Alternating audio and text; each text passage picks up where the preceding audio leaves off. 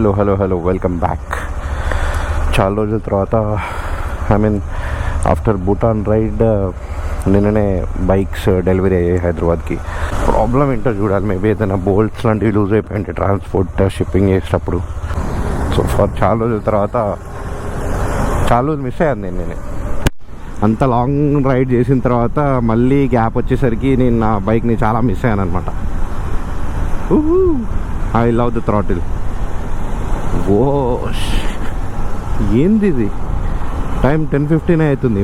వేడి గాలి. ఇంకా ఏప్రిల్ అయ్యింది, నెక్స్ట్ మే ఎట్లా పోతుందో చాలా కష్టం.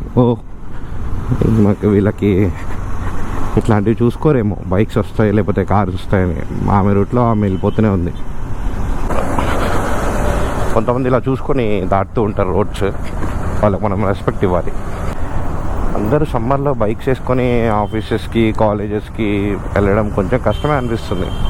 Before 9 before 10 it's all fine, but 10 దాటిన దగ్గర నుంచి సన్ పర్ఫార్మెన్స్ చూపిస్తుంది. ఇంకా యాక్చువల్లీ నేను ఫుల్ వ్లాగింగ్ స్టార్ట్ చేద్దాం అనుకుంటున్నా, అంటే దాకా వెళ్ళినా లేకపోతే ఇంకా సౌత్ రైడ్కి ఎటు వెళ్ళినా కూడా. బట్ ఏంటంటే ఎప్పుడు ఫుల్ ఫ్లెడ్జ్డ్ వ్లాగ్లా చేయలేదు. బట్ ఇప్పటి నుంచి ఎక్కడికి వెళ్ళినా కూడా షార్ట్స్లా కాకుండా ఫుల్ ఫ్లెడ్జ్డ్ వ్లాగ్లా చేద్దాం అనుకుంటున్నాం. ఇక అవి నచ్చుతాయి అనుకుంటున్నా. ఇన్ కేస్ అట్లా కంటిన్యూ చేస్తే మీ సపోర్ట్ ఉంటుంది అని ఎక్స్పెక్ట్ చేస్తున్నా. అండ్ ఒక కామెంట్ కూడా చేయండి, అలా చేయాలా లేకపోతే షార్ట్స్లోనే కట్ లాగా ఏదైనా ప్లేస్ గురించి చెప్పడమైనా, రైడ్ గురించి ఎక్స్ప్లెయిన్ చేయడమైనా కూడా కట్ లా చెప్తే బాగుంటుందా అనేది.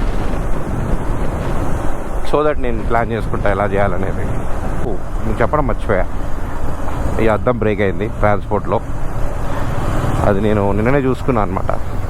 వాషింగ్ చేసేటప్పుడు కనిపించింది. అక్కడ తీసుకునేటప్పుడు ఎందుకో ఇంత కనిపించలేదు, కొంచెం దుమ్ముగా ఉండి. బట్ ఒక్కసారి వాషింగ్ చేసిన తర్వాత ఈ క్రాక్ అనేది కనిపిస్తుంది. I need to get it done. ఇది చేంజ్ చేయాలి త్వరగా.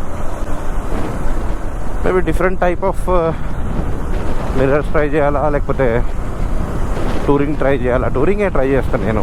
నాకు అంత చిన్నగా నేను ఎక్కువ యూజ్ చేస్తూ ఉంటాను మిర్రర్స్వి. నాకు అట్లా చిన్న మిర్రర్స్తో మేనేజ్ చేయలేను నేను. చాలామంది ఇక్కడ లేకపోతే ఇంకొక దగ్గర చాలా చిన్నవి పెట్టుకొని వెళ్తూ ఉంటారు.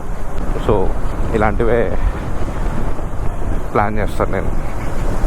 అండ్ ఫనీ పార్ట్ ఏంటంటే గోప్రో ఇప్పుడు దానికి మౌంట్ చేసి మైక్ కనెక్ట్ చేసా, బట్ అది వాయిస్ రికార్డ్ అవుతుందా లేదా అనేది, ఆడియో రికార్డ్ అవుతుందా లేదా అనేది ఒక పెద్ద మిస్టరీలా ఉందన్నమాట.